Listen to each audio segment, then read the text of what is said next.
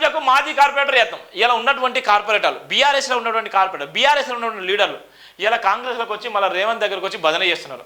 ఇలా కండువాలు కప్పుకొని ఇవాళ ఏ అయితే బీఆర్ఎస్లో ఉన్నటువంటి పదవులు అనుభవించినటువంటి నాయకులు ఎవరైతే కార్యకర్తలందరూ ఈయనను గెలిపించుకొని ఇవాళ బీఆర్ఎస్ హయాంలో ఉన్నటువంటి నాయకులు ఇబ్బందులకు గురి చేస్తే అదే కార్యకర్తలు ఇవాళ కాంగ్రెస్ని గెలిపించుకుంటే ఇవాళ ఉన్నటువంటి బీఆర్ఎస్లో ఉన్నటువంటి లీడర్లు అందరూ వచ్చి మళ్ళీ కాంగ్రెస్ పార్టీలో చేరిన భజన చేస్తున్నారు.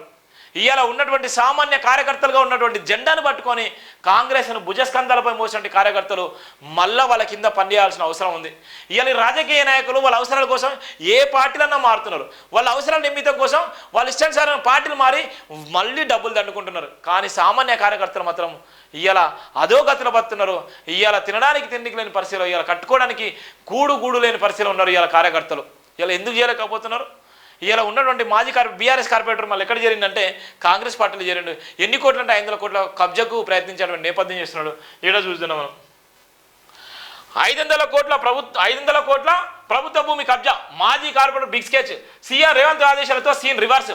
ప్రస్తుతం భూముల ధరలు ఆకాశంగా అంటున్నాయి. హైదరాబాద్ శివర్లో అయితే ఎకరం 100 కోట్లు పలుకుతుంది. దీంతో సర్కార్ భూములపై కొందరు పేరుకున్న రాజకీయ నాయకులు కన్నేస్తున్నారు. తప్పుడు పత్రం సృష్టించి కబ్జాలకు యత్నిస్తున్నారు. తాజాగా నాగారం సమీపంలోని గంటిపేట మండలంలోని ₹500 కోట్ల ప్రభుత్వ భూమిని ఓ మాజీ కార్పొరేటర్ కబ్జాకు యత్నించాడు. గంధంగూడ గ్రామంలోని సర్వే నెంబర్ 51లో 9.36 ఎకరాల భూమికి సంబంధించి న్యాయస్థానానికి తప్పుడు పత్రం సమర్పించి స్థలం చుట్టూ తాత్కాలిక ప్రహారం నిర్మించారు. మల్టీ కాంప్లెక్స్ బిల్డింగ్ నిర్మించేందుకు స్కెచ్ వేశాడు. రంగంలోకి దిగిన రెవెన్యూ అధికారులు అక్రమ నిర్మాణాలు కూల్చేశారు. సర్కార్ భూములంటూ అక్కడ బోర్డులు ఏర్పాటు చేశారు. కబ్జాకు పాల్పడిన వ్యక్తులపై క్రిమినల్ చర్యలు చేపట్టామని పోలీసులు ఫిర్యాదు చేశామని రంగారెడ్డి జిల్లా కలెక్టర్ కె శంషాక్ వెల్లడించారు.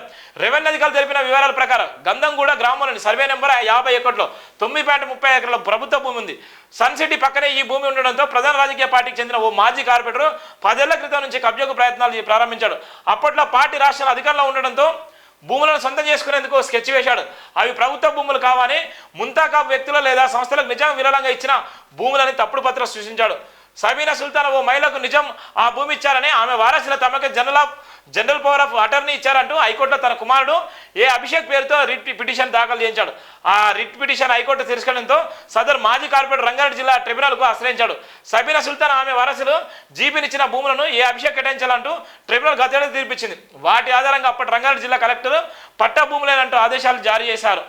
ఈ పాస్ పుస్తకాల కోసం అభిషేక్ గతేడాది మే నెలలో ధరలు అప్లై కూడా చేసుకున్నాడు. ఆ తర్వాత అసెంబ్లీ ఎన్నికలు రావడంతో ధరలలో ఇతని పేరును భూముల మార్పిడి జరగలేదు.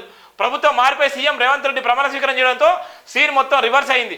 ప్రభుత్వ భూములు కబ్జాలు తొలగించాలంటూ సీఎం రేవంత్ ఈ ఏడాది ప్రారంభంలో రంగారెడ్డి, మేడ్చల్, హైదరాబాద్ జిల్లాల కలెక్టర్లకు ప్రత్యేకంగా ఆదేశాలు జారీ చేశారు.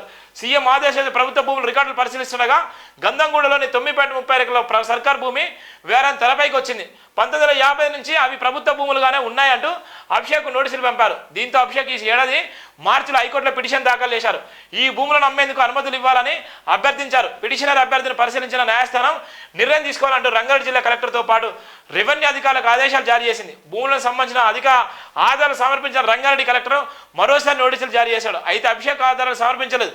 దీంతో తప్పుడు పత్రాలతో ప్రభుత్వ భూములను కబ్జా చేసేందుకు ప్రయత్నించారంటూ అభిషేక్ నోటీసులు జారీ చేశారు. అక్రమ నిర్మాణాలు కూల్చేసి పోలీసులకు ఫిర్యాదు చేసిన నేపథ్యం కూడా ఉంది. చూడు ఎంత ఘోరమో. వాడు ఏ పార్టీ ఉన్నారు, ఎలాంటి పార్టీ ఉన్నారు, ఎన్ని ఎకరాల భూమి, ఇలా ఎక్కడ భూమి కనబడ్డా కబ్జాలు గురి చేసిన నేపథ్యం. గత బీఆర్ఎస్ హయాంలో కబ్జాలు చేసిన వాళ్ళు, గత బీఆర్ఎస్ హయాంలో భూములను ఇష్టానుసారంగా వాడుకొని ఇలా కోట్ల రూపాయలకు పడగలెత్తే విధంగా ఇవాళ ఉన్నటువంటి హైదరాబాద్ నగరంలో ఉన్నటువంటి చుట్టుపట్టు భూములన్నీ ఇవాళ కేసీఆర్, కేటీఆర్ కబందాస్తాల్లో ఉన్నాయి. ఇవాళ నమ్ముకునేటువంటి చోటా భీమ్ లీడర్లు అందరూ ఇవాళ వేల కోట్ల రూపాయలు సంపాదించుకున్నారు. ప్రభుత్వ భూములను ఇవాళ ఇష్టానుసారంగా మాడిఫై చేసుకొని తప్పుడు పత్రాలతో ఇష్టానుసారంగా ఇవాళ సృష్టించుకొని ఇవాళ కోట్ల రూపాయలు పడగలెత్తినటువంటి అనేక మంది ఇవాళ లీడర్లు ఇవాళ మళ్ళీ బీఆర్ఎస్లో భజన చేసి ఇవాళ కాంగ్రెస్లో భజన చేస్తున్నారు. మరి వీళ్ళందరి మీద ఎలాంటి చర్యలు తీసుకుంటారంటే ఇంత ఎవిడెన్స్ ఉన్నప్పటికీ కూడా ఇలా నిమ్ముకు నీరెత్తినట్టున్నటువంటి నేపథ్యం కూడా ఉంది.